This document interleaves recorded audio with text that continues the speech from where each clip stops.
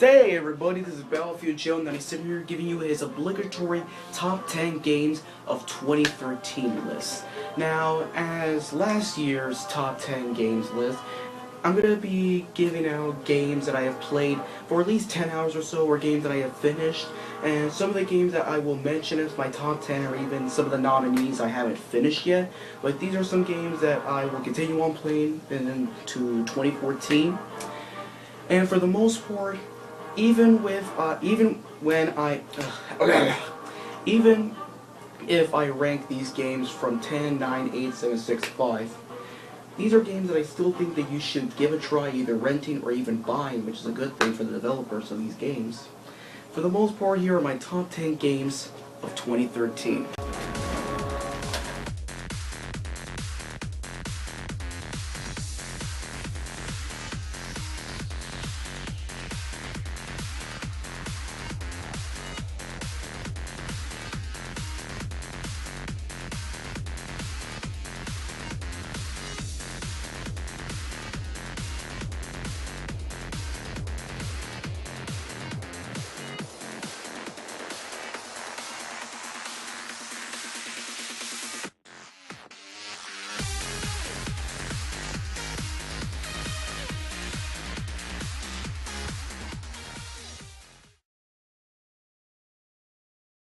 Number 10 goes to Ducktales Remastered by WayForward Technologies and published by Capcom.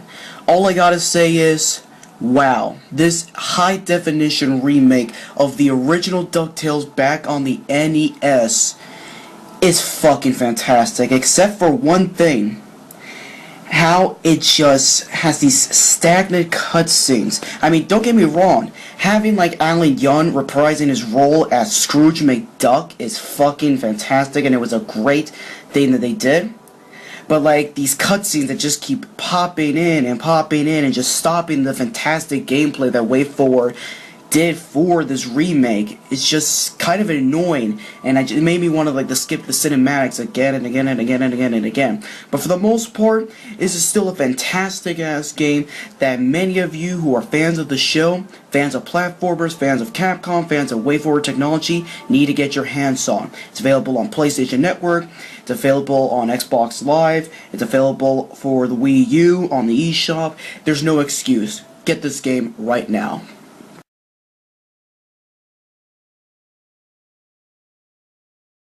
Number 9 goes to Dragon's Crown by Vanillaware and published by Atlas. Wow.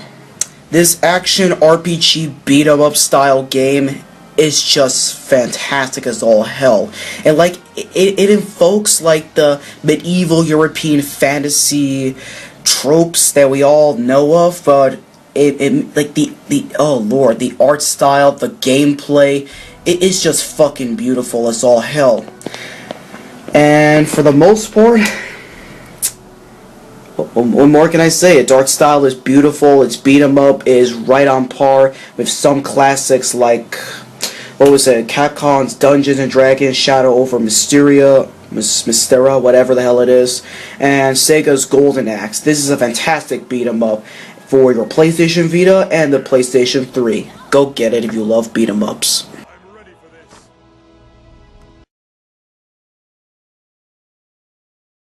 Number 8 goes to Resogun by House Merrick's and published by Sony Computer Entertainment. All I gotta say is, if a game that is inspired by Space Invaders and Centipede is its inspiration, Resogun definitely has to be on my list of favorite or top 10 games. This PS4 launch title and exclusive to the console is a fantastic side-scroll a perfect side-scroll shoot-'em-up that is like a spiritual successor to Super Stardust HD and Super Stardust Delta from the PlayStation 3. And what more can I say? It has fantastic graphics, it's got fantastic controls, it's in HD, 1080p, 60 frames per second, and then particle effects though. It's fucking beautiful as all hell. It's got the controls right. I just would like to have more content. I mean, this is like an arcade game in the truest sense of the word. Just go get it. It's fucking great. Number 7 goes to Ninokuni Wrath of the White Witch by Level 5 and Studio Ghibli and published by Namco Bandai. All I have to say, this is the best Japanese RPG I have played in a long time. For how much I have played shit Japanese RPGs like Final Fantasy XIII and many other anime bullshit that I have experienced from the PlayStation 3, this game rekindled my love for the Japanese in all the sense. It's beautiful graphics from the anime cutscenes to the world. It's just so beautiful thanks to Studio Ghibli's artwork. And it's just a relaxing RPG. Even if it has all of the BS that you may not like from a Japanese RPG, like the structures of the towns, how you have to grind, level up, and stuff like that, you just don't care. You just like to be in awe from the music, be in awe from the graphics, and just be awed by the characters. They're really fun to be with, and for how it is, the voice acting isn't that bad. It's actually up par with Studio Ghibli's other films like Spirited Away or Ponyo. And yeah, if you're a Japanese fan, a Japanese RPG fan, you have to get this. No questions asked.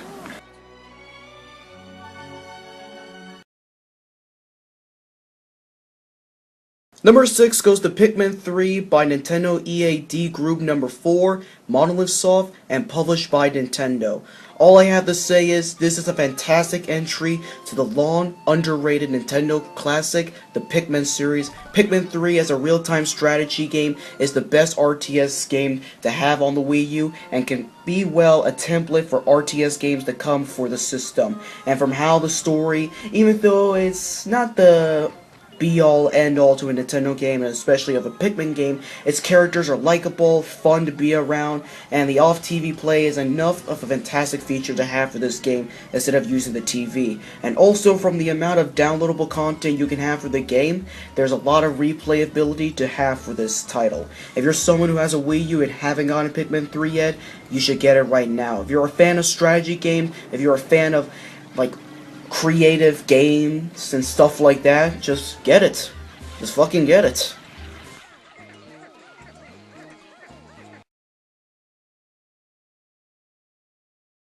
Number 5 goes to Grand Theft Auto 5 by Rockstar North and published by Rockstar Games. And all I gotta say is, this is one of the best open world games I have experienced in a long time. Like, the world of Los Santos is just a freaking living environment that you can truly believe that there are people in this world like Grand Theft Auto 4. And the single player, well, all I gotta say is, it's kind of mixed, but not like in a mix where it's like 50-50. I say kind of a little mix of a 70 to 80 out of 100. Like, for the most part, the characters of Trevor, Michael, and Franklin are all good in their own right, but for the most part, the humor in GTA 5 can be funny at times, but it can be quite annoying from how much we have already know the GTA humor of how, America's corrupted, females are just corrupted whores, misogynistic and all that other kind of shit. But for the most part, the world intact, its shooting and driving have improved upon from Grand Theft Auto 4 thanks to the likes of Max Payne 3 shooting and the driving of that of Rockstar Games. What was that franchise called? What was it called? Yeah, the Midnight Club series from its driving routes and all that other kind of stuff. Now, this game would have been higher on my list if it wasn't for the tireless humor, the repetitive storylines that we've already known from a GTA game, and its online multiplayer basically just broken. It's all fuck. But for the most part, it's a fun-ass game that you should still at least have a pleasure of enjoying.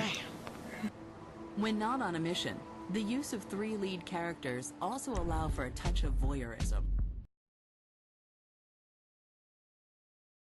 Number 4 goes to Assassin's Creed 4 Black Flag by Ubisoft Montreal and published by Ubisoft.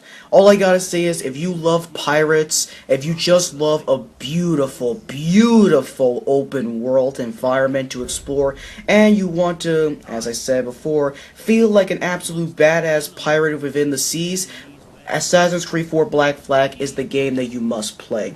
For the most part, I played the PlayStation 3 and the PlayStation 4 version, and while the PlayStation 3 version is still a game that is fun to play out of, the next gen edition, the PlayStation 4 version, is all the more beautiful. The environment of the water, the vegetation, even the characters' faces are much cleaner than what the last gen versions are. I'm assuming that the 360 version has it as well.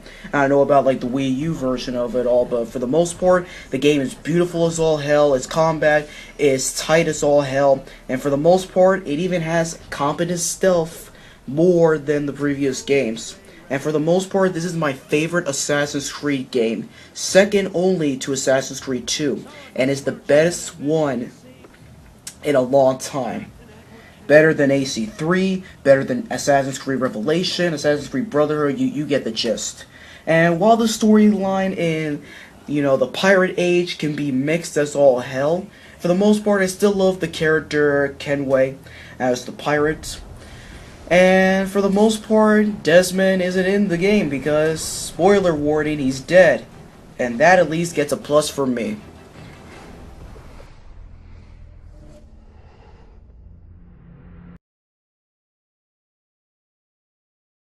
Number 3 goes to Far Cry 3 Blood Dragon by Ubisoft Montreal, Ubisoft Shanghai, and published by Ubisoft.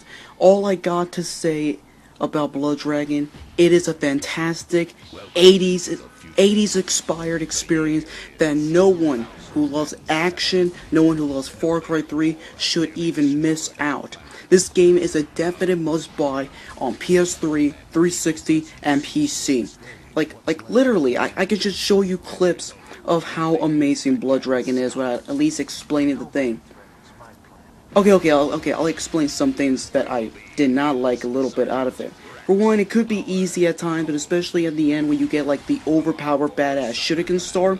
But for the most part, the easiness of the game basically kind of is a positive in a sense. For the most part, you basically do feel like an 80s badass unstoppable action hero, that you are there to protect the world, even though the world is already destroyed in Far Cry 3 Blood Dragon, and to stop your evil colonel. And yeah, plot's predictable, the characters are stupid, but for the most part, it's an experience that no one should forget. Get this game on PS3, 360, and PC. Just get it. Any man on Earth. I know hero. Firemen, policemen, janitors. Those are the real heroes. He is Sergeant Rex. Power. Colt. And he's here to save the world. Number 2 goes to The Last of Us by Naughty Dog and published by Sony Computer Entertainment.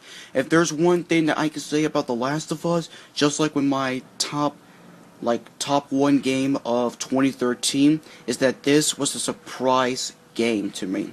Like, I never thought that Naughty Dog would make a serious, brooding game as The Last of Us, and it's so heartbreaking at the end of it. It made me cry. The story in The Last of Us is beautiful. The characters are well written. The actors make these well written characters come to life. The environment, the graphics of the game look so beautiful. It makes this. It uses the cell processor of the PlayStation 3 to the max. It really shows this beautiful wasteland of a game. And its gameplay is suspenseful in its survival horror aspects of it. But while this game is fantastic and it is high up on the list, number 2, I have to say that, there are some things that it kind of bugs me about The Last of Us, and how it has so much overly scripted sequences, it's stealth sequences where enemies completely ignore Ellie, which is just strange to me, and how the aiming of when you're Joel and they use your gun, sometimes the aiming can be Resident Evil-esque. It's like a mix of the old Resident Evil games when you shoot the zombies and Resident Evil 4. They mix the aiming of the game sometimes and can be annoying as all hell for that. But even with that, it's drawn well-written characters, story, and even its gameplay sometimes still made me put The Last of Us number 2 on my list.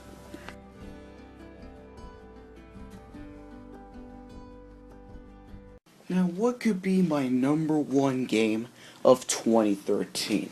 It's not The Last of Us, that's for sure. And I know a lot of Sony fanboys may get on my butt for not putting it number 1, but for the most part, I believe this game deserves to be number 1 for how it gave me the most fun out of every game on this list, despite them being good in my honest opinion. Now, this game, I believe, truly deserves to be recognized as a masterpiece. And I believe that game is... Nah, I'm just fooling you. Knack is a repetitive dog shit of a game. Nah, fuck that. This is the best game of 2013.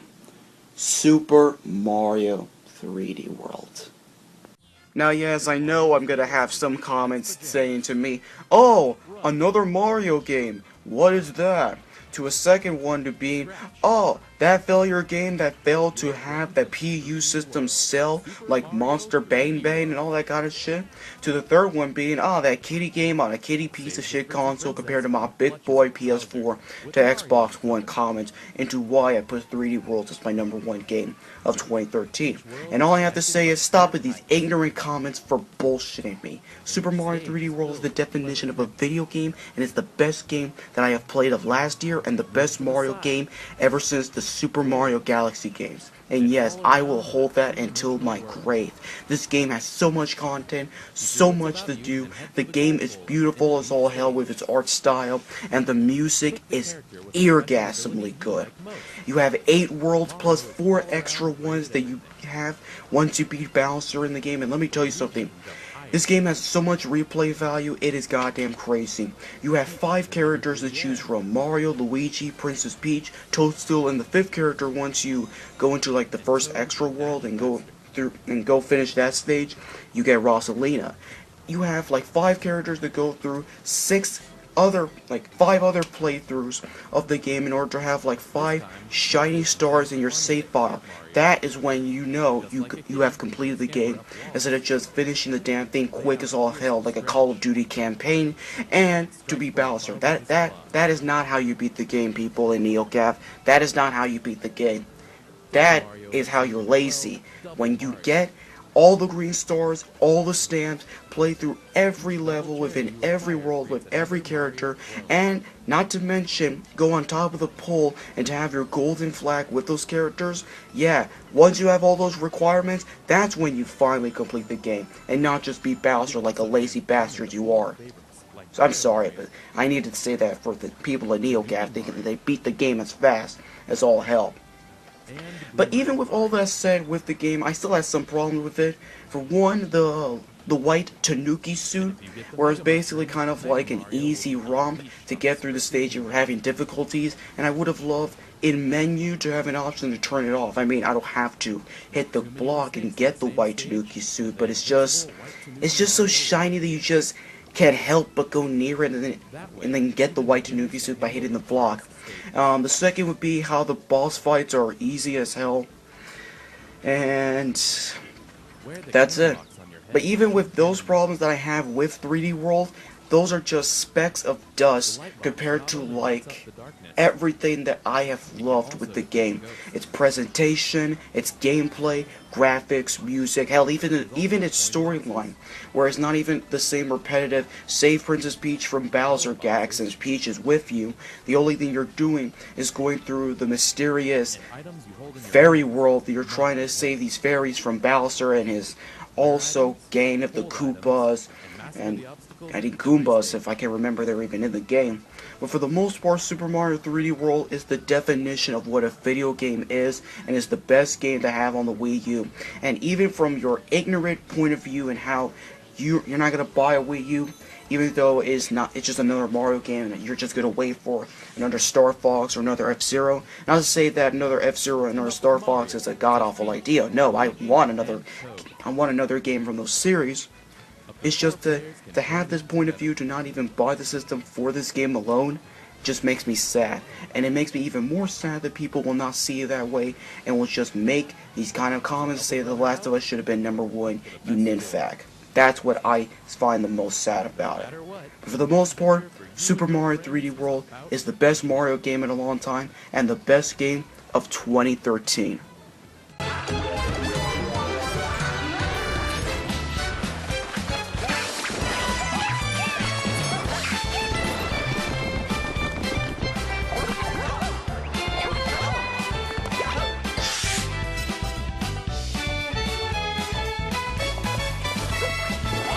When you connect to the internet, other players' Ghost Me data will appear in each stage.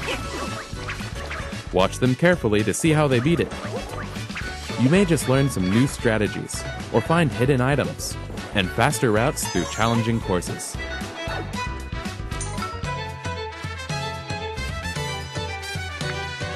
Collect stamps as you go, and use these fun Mario illustrations in your Miiverse posts to communicate online. One stamp is hidden in each stage. Can you find them all?